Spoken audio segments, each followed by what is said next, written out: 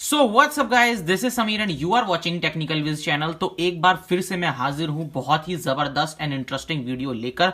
यहां पर मेरे पास बहुत सारे रिक्वेस्ट आ रही थी कि सर आप एक वीडियो बनाइए कि अगर आप सेकंड हैंड आईफोन परचेज करते तो उसके अंदर क्या क्या चीजें आप चेक करते, या सेकंड हैंड आईफोन खरीदते समय हमें क्या क्या चीजें चेक करनी चाहिए। तो यहां पर मेरे पास है आईफोन 11 और मैं अब इसको अपने पर्सपेक्टिव से बताऊंगा कि अगर मुझे ये फोन परचेज करना होता तो मैं क्या क्या स्टेप्स फॉलो करता before buying this iPhone. Okay, ताकि मैं क्या क्या चीजें चेक करता कि ये फोन में क्या कमी है क्या कमी नहीं है। ठीक है, सारी बातें मैं इस वीडियो में आपके साथ शेयर करूंगा।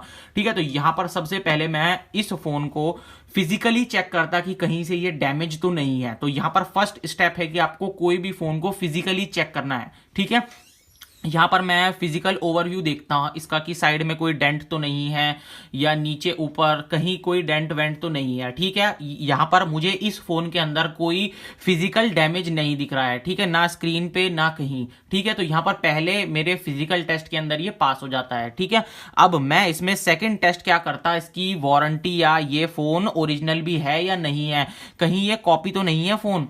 ठीक है, क्योंकि आजकल चाइना की भी कॉपी फर्स्ट कॉपी एकदम बहुत जबरदस्त बनाई है उन्होंने कि एकदम क्लोन लगती है, बाद में जाके पता लगता है कि इसके अंदर ये तो कॉपी है। ठीक है, तो सेकंड स्टेप मैं क्या चेक करूंगा कि ये इसकी वारंटी कितनी है, ये कहीं चोरी का फोन तो नहीं है या कहीं ये कॉपी फोन तो नहीं है। ठीक है, यहां मैं जाऊंगा सेटिंग्स के अंदर।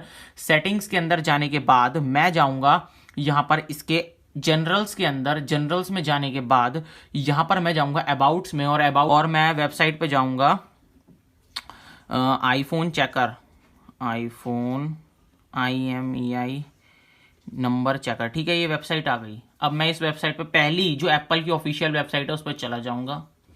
यहाँ पर मैं पहली ऑफिशियल वेबसाइट पे जाकर यहाँ पर क्या कह रहा है, सीरियल नंबर। तो हमने IMEI नंबर कॉपी करा था लेकिन यहाँ पर सीरियल नंबर चाहिए, तो कोई दिक्कत नहीं है, सीरियल नंबर भी यहीं ऊपर ही होता है।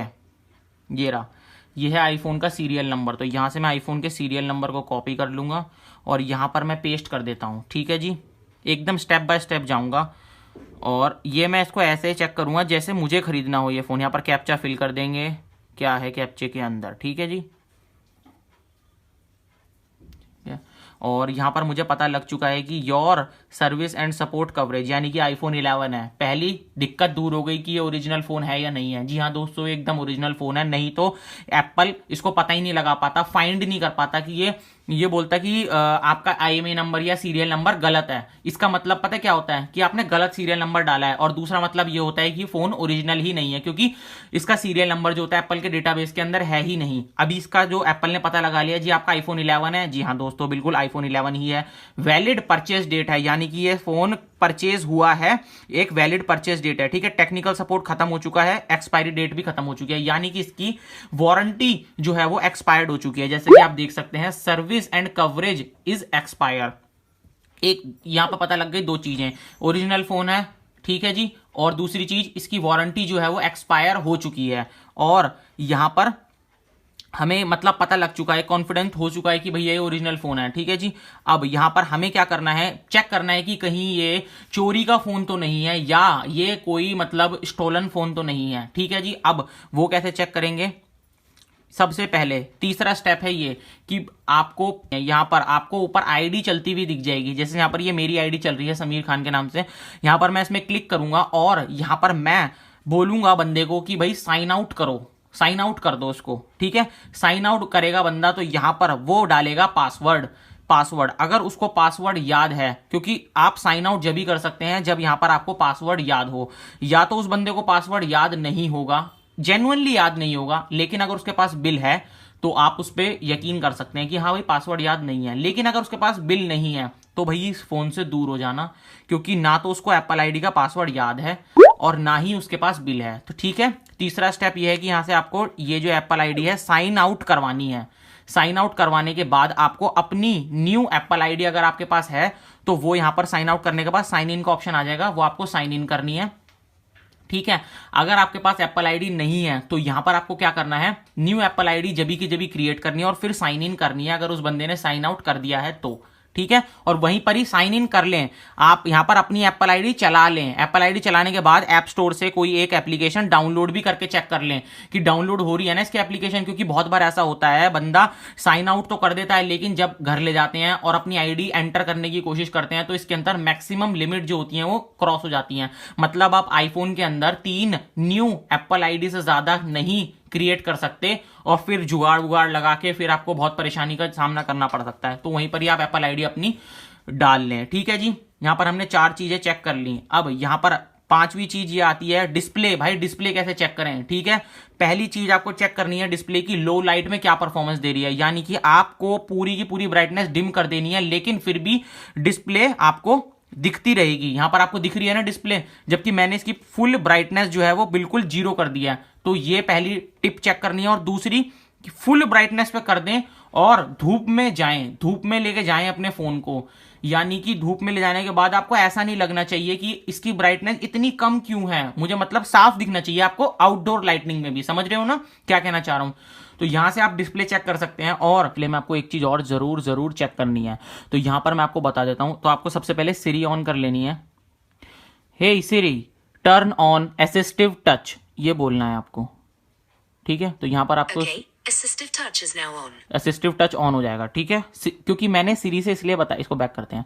यहां पर मैंने सीरी से इसलिए बताया है ताकि स्टेप्स जो होते हैं वो बहुत सारे लोग भूल जाते हैं, लेकिन आप सीरी को सिंपली बोल सकते हैं, hey Siri turn on assistive touch.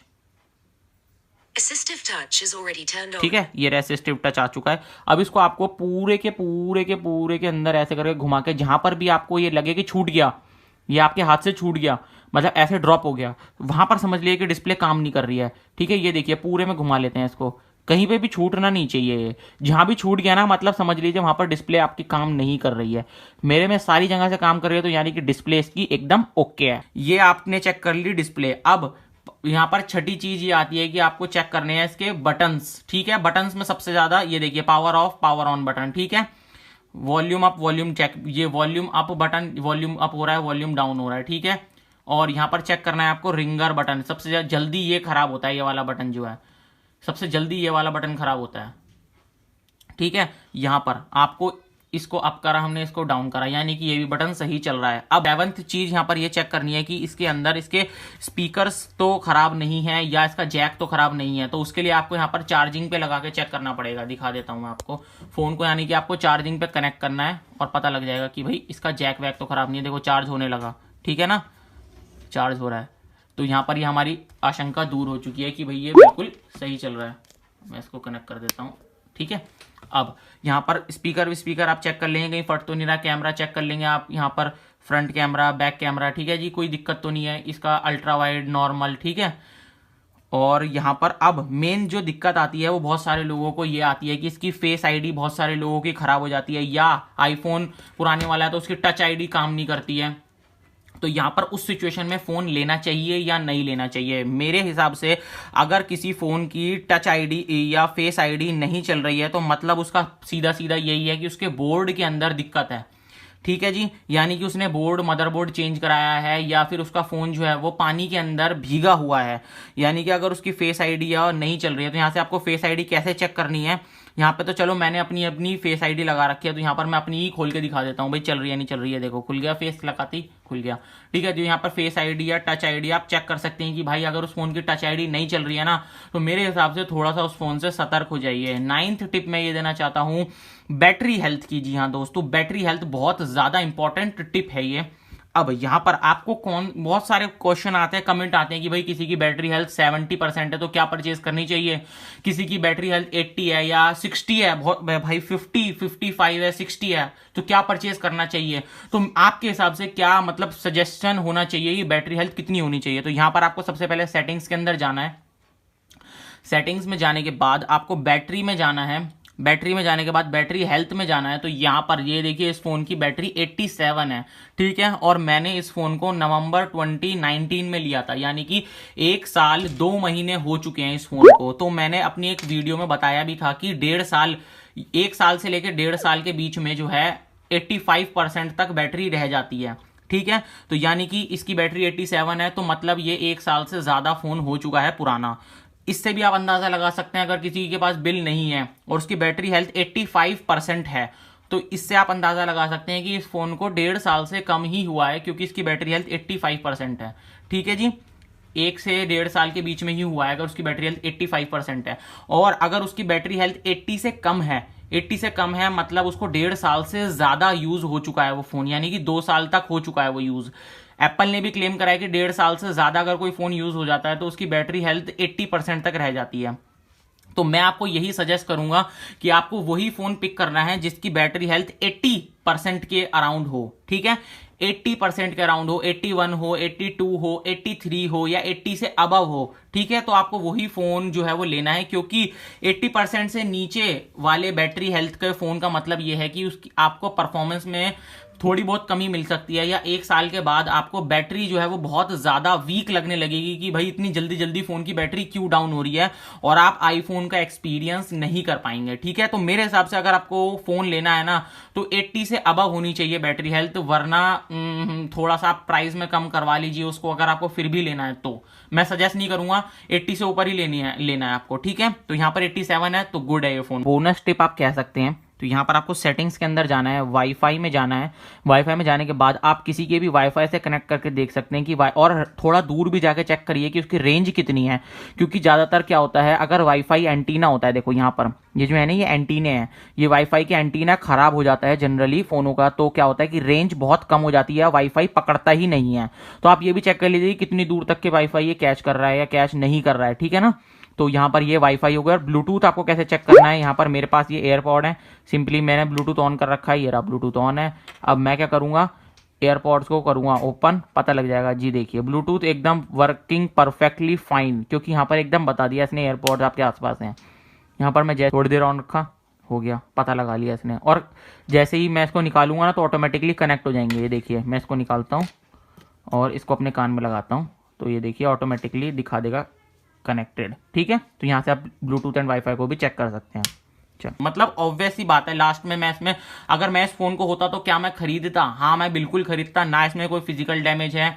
ठीक है, और यहाँ पर ओरिजिनल फोन है, हमने अभी चेक कर लिया ये एप्पल कवरेज के ऊपर। ठीक है जी, और यहाँ पर इसकी फेस आईडी भी चल रही है, डिस्प्ले भी ओरिजिनल है, और इसके सारे बटन्स भी काम कर रहे हैं, और इसमें स्पीकर भी हम चेक कर ही लेंगे। चलो गाने चला के स्पीकर भी चेक कर लेते हैं। ठीक है, स्पीकर्स भी दोनों सही हैं। स्पीकर इसमें 3 स्पीकर हैं एक्चुअली, एक यहाँ भी है स्पीकर, एक और नीचे भी है। ठीक है, स्पीकर्स भी काम सही कर रहे हैं, कैमरे भी वर्किंग कर रहे हैं, तो मुझे इस फोन में कोई दिक्कत नहीं लग रही है। ठीक है ना, तो यहाँ पर मैं इस फोन को डेफिनेटली परचेज कर लेता अगर ये मुझे मेरे बजट में मिलता तो। आप अपने हिसाब से देख सकते हैं।